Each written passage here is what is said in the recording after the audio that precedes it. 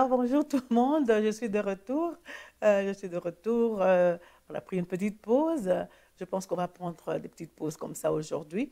Alors, j'étais en train de parler des dons.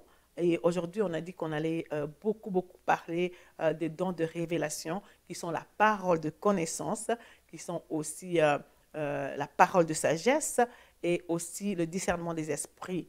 Alors, j'étais en train d'expliquer, comme j'ai dit dans la première partie, j'expliquais le don que euh, Joseph avait. Alors, je disais à tout le monde qu'il ne faut pas négliger les dons que Dieu te donne. Parce que toi, tu peux penser seulement que tu rêves, mais Dieu te parle au travers de ces dons-là. Alors, si tu as compris que Dieu te parle souvent au travers de ces dons-là, alors il faut savoir que quand Dieu te parle, il ne te parle pas pour rien. Soit Dieu peut te parler pour ta propre vie, ou bien Dieu peut te parler pour la vie des autres. Alors, je vous ai donné un exemple ici de Joseph. D'abord, Dieu lui avait parlé par un songe et il avait compris que Dieu lui parlait par des songes. Donc, quand il a eu le songe, il a dit même à son père et à ses frères qu'il avait eu un songe pour son futur. Tu sais, parfois, Dieu, quand il nous parle, il y a des gens qui ne vont pas nous croire. Mais nous devons être convaincus de la parole que Dieu nous dit. Parce que quand la parole vient en nous, ou quand Dieu te parle, tu vas sentir une conviction et tu sais.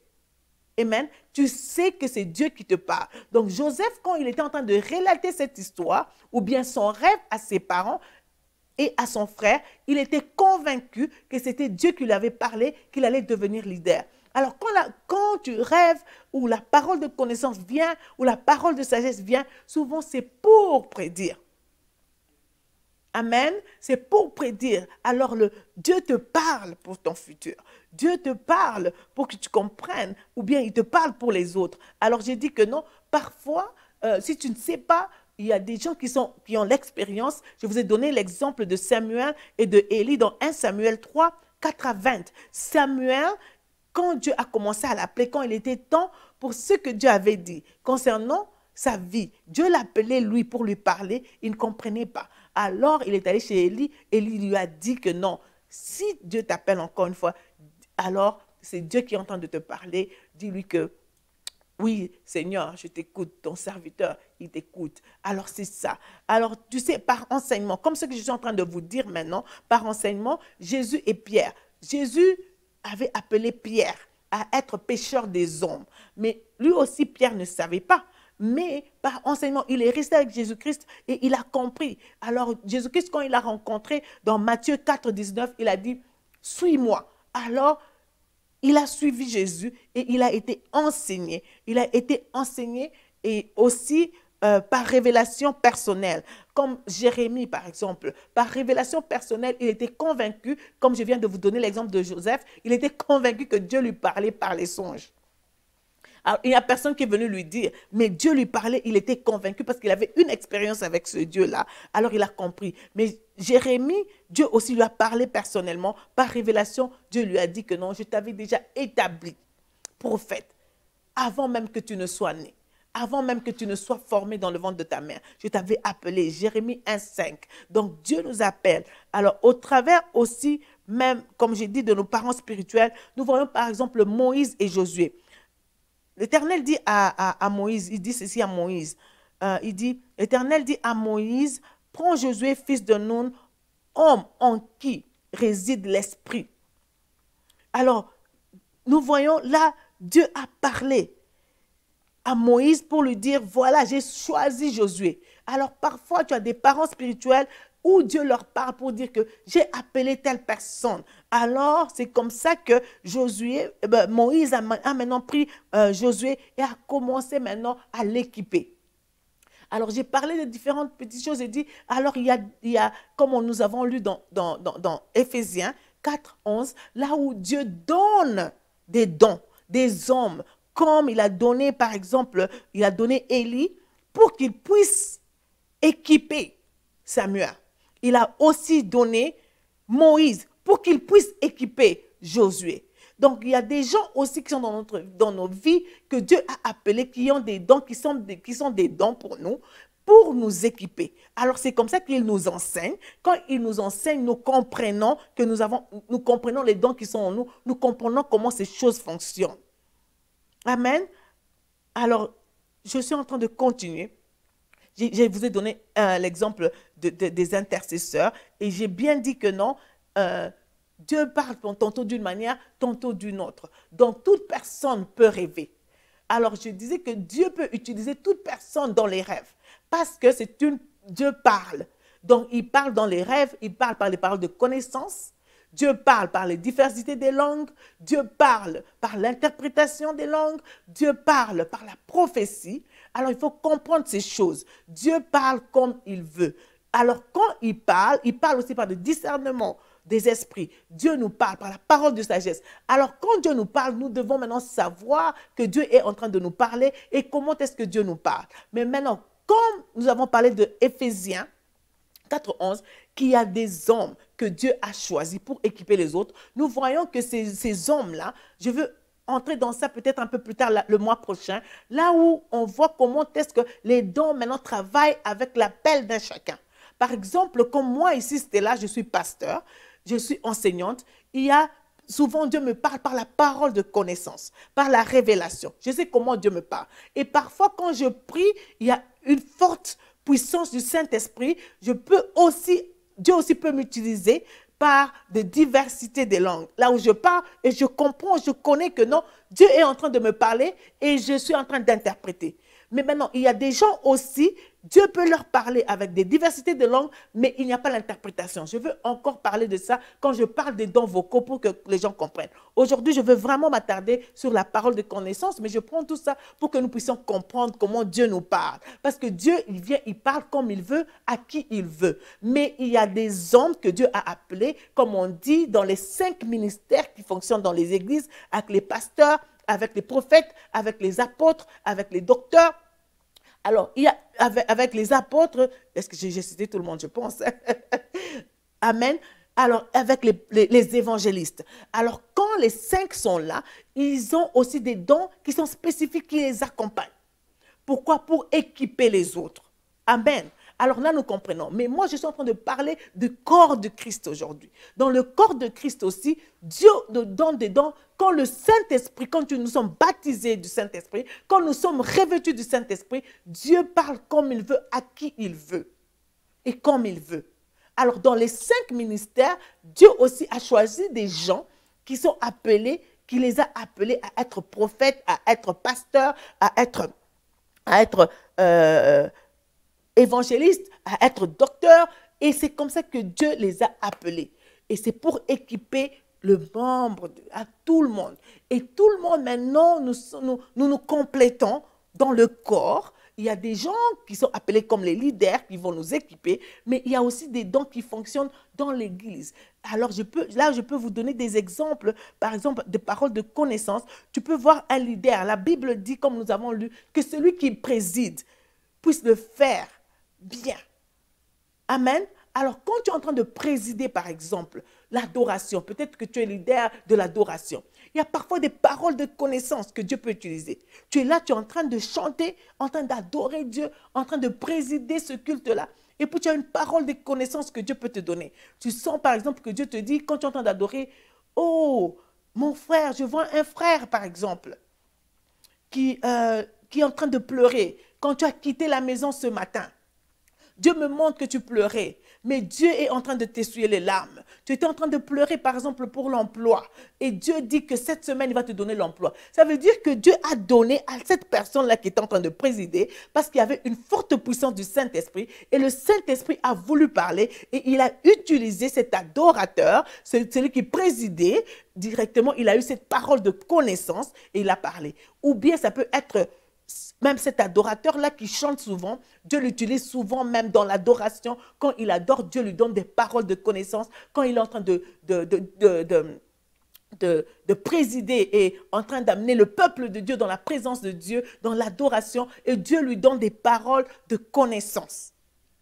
Amen. Alors, quand tu as la parole de connaissance, et là, tu sais que souvent, moi, quand je prie, Dieu me donne la parole de connaissance et je parle, et il y a des précisions. Et tu vois que non, les gens sont bénis et les gens sont en train de recevoir. parce que tu es en train de donner le ainsi dit l'Éternel pour un problème qu'il y avait dans l'église. Cette personne avait un problème et tu as parlé à ce problème-là et ce problème-là a eu une solution. Où Dieu est en train de dire que non, je suis en train de donner une solution à ce problème-là. Et c'est comme ça que Dieu fonctionne. Alors, Dieu peut utiliser tout le monde comme j'ai dit. Alors, il faut comprendre seulement comment est-ce que Dieu m'utilise. Alors, parce qu'il y a des gens où Dieu, comme j'ai dit, il donne des songes.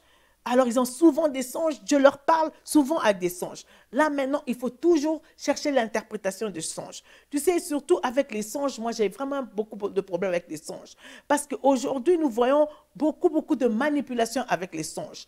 Il y a des livres qui sortent. Moi, j'ai vu, quand j'étais jeune, il y a beaucoup, bon, je ne veux pas parler des prophètes, je ne dis pas que les prophètes, j'aime beaucoup les prophètes. Parce qu'une église sans les prophètes, alors nous n'avons pas une direction. Alors, mais il y a des prophètes aujourd'hui qui sont en train d'abuser le peuple de Dieu. Ou bien il dit, chaque fois que tu vas le voir, il dit, toi, qu'est-ce que tu as rêvé? Tu as rêvé d'un chien. Ah, tu as un esprit de vagabondage. Oh, tu as un esprit de prostitution. Non. Si quelqu'un a rêvé, il y a l'interprétation de ce rêve. Si Dieu ne dit rien, mieux vaut se taire. Parce que Dieu parle tantôt d'une manière, tantôt d'une autre.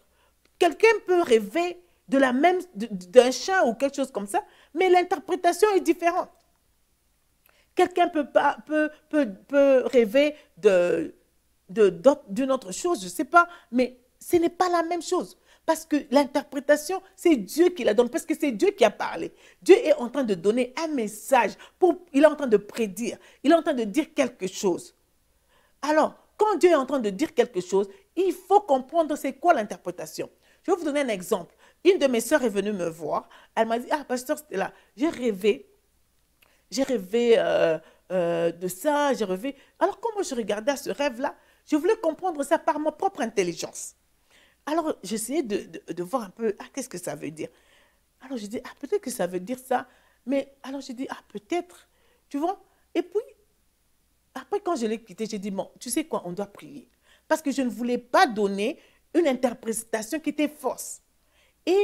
Mais ça m'a quand même dérangé, ce rêve-là qu'elle m'avait dit.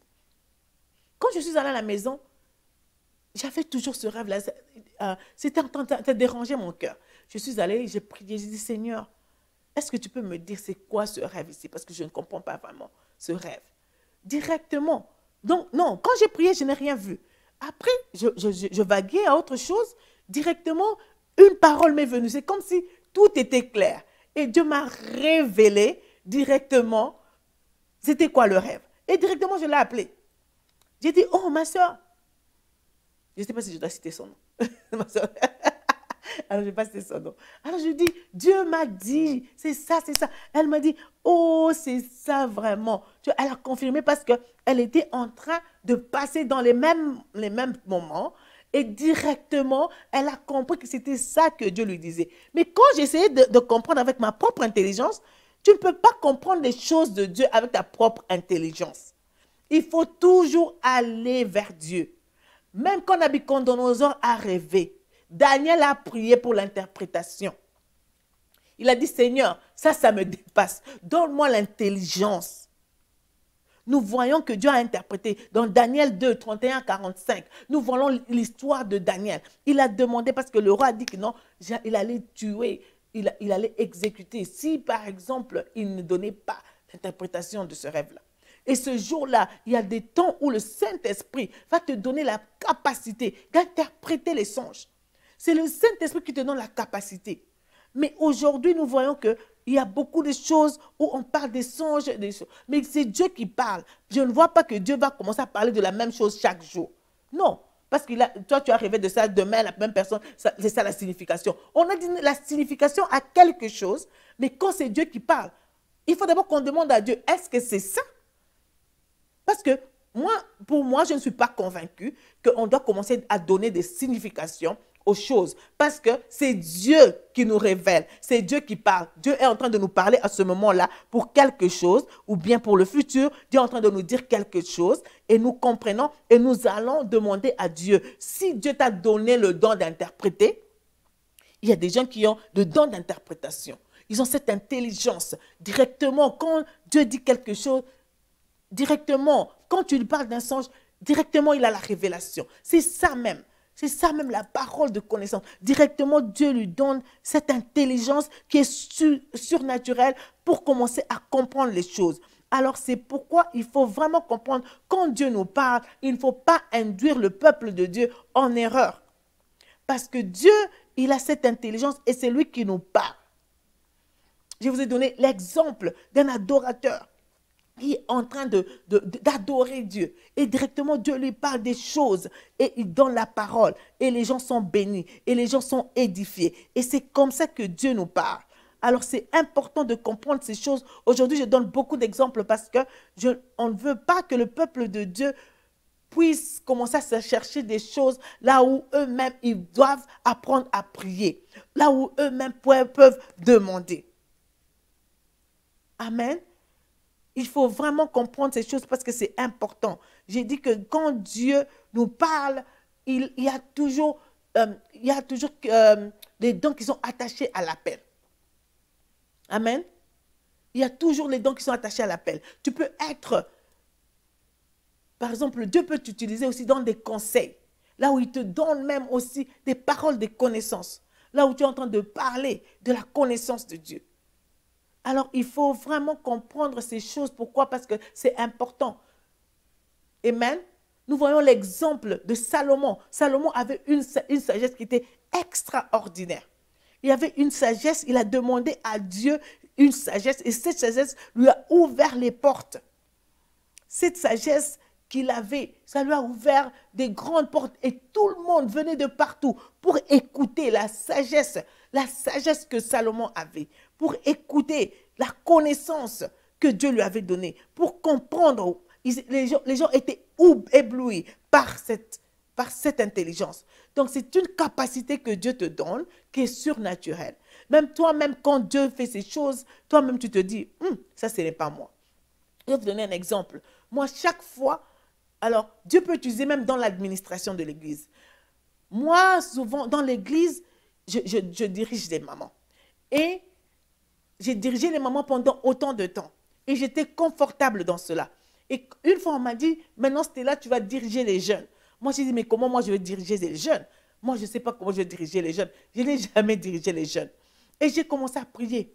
Vous savez que diriger les jeunes, ce n'est pas facile. Il faut vraiment bénir les hommes ou les femmes qui dirigent les jeunes. Quand j'étais avec les jeunes, j'ai compris que ce n'était pas facile. Beaucoup de jeunes, ils ont beaucoup de problèmes. Nous, on regarde, mais moi, quand les jeunes m'étalaient leurs problèmes, je me disais, mais Seigneur, comment ces jeunes, ils ont autant de problèmes? Je ne pouvais pas comprendre que les jeunes avaient beaucoup de problèmes. Les jeunes ont des problèmes émotionnels, ils ont des problèmes de suicide, ils ont des problèmes même... donc, ils sont très... Parce que ils sont dans une période d'émancipation, de puberté, et parfois, il y a des choses qui les affectent. Et quand tu diriges les jeunes, il faut vraiment les comprendre. Et j'ai compris beaucoup des choses avec les jeunes. Mais je suis allée chez Dieu, j'ai dit, Seigneur, donne-moi la sagesse. Comment est-ce que je vais diriger les jeunes? Et Dieu a commencé à me parler de comment est-ce que je devais les regrouper. Donc, c'était une intelligence que je n'avais pas.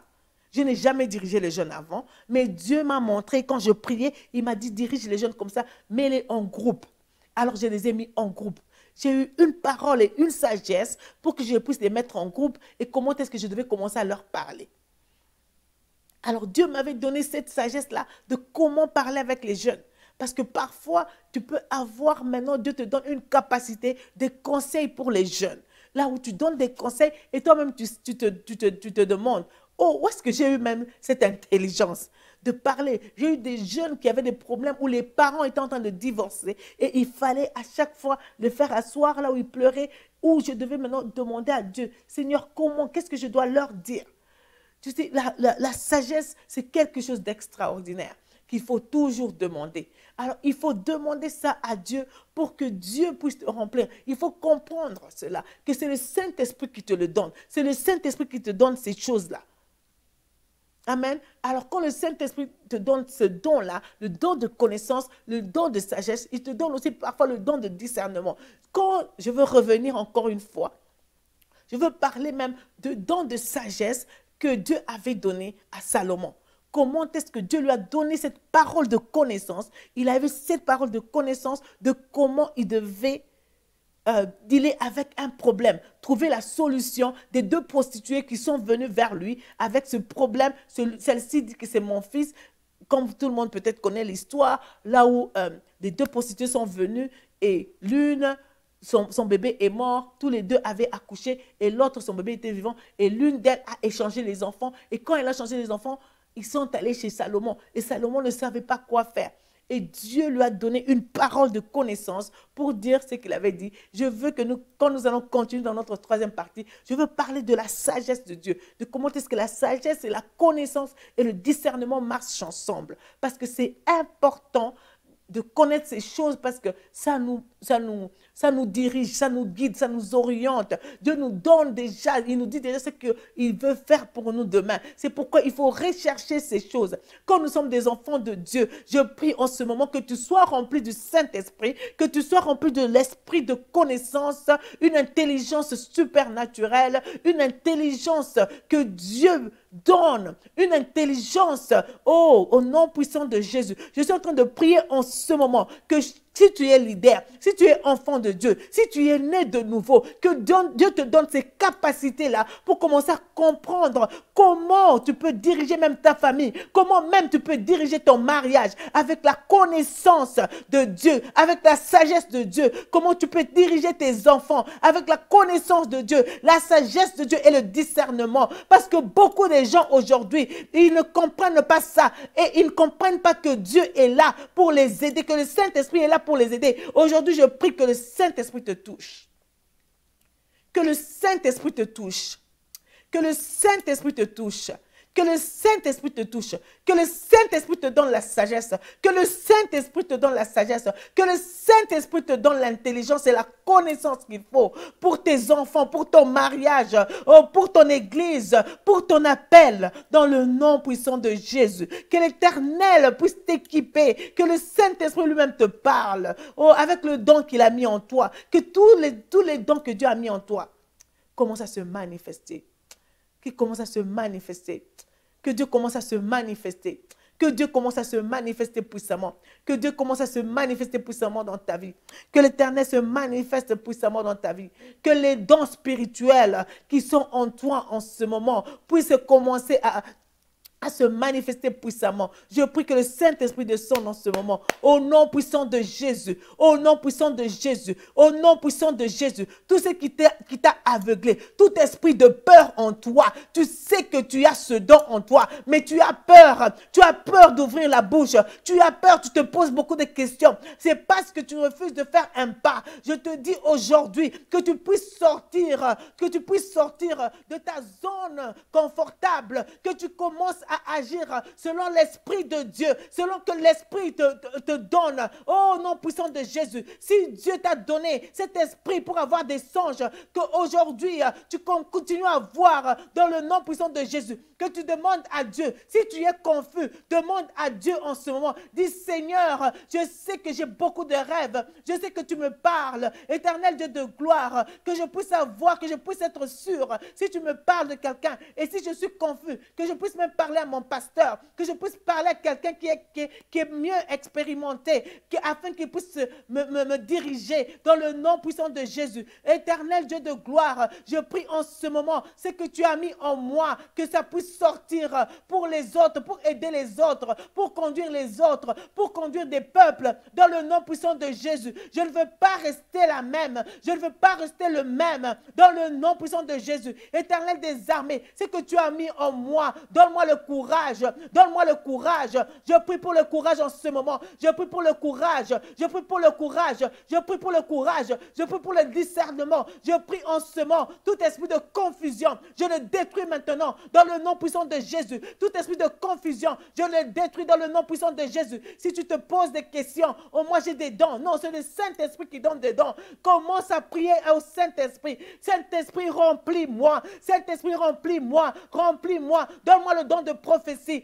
Donne-moi le don. Donne-moi le don. Donne-moi le don. Donne-moi le don. Que je puisse voir, Éternel. Oh, Éternel, donne-moi la vision. Oh, comme Daniel. l'Éternel lui a donné une vision pour comprendre le rêve et interpréter le rêve de Nabucodonosor. Aujourd'hui, Dieu peut le faire. Parce que Daniel est allé vers ses amis. Il a dit qu'on demande la miséricorde.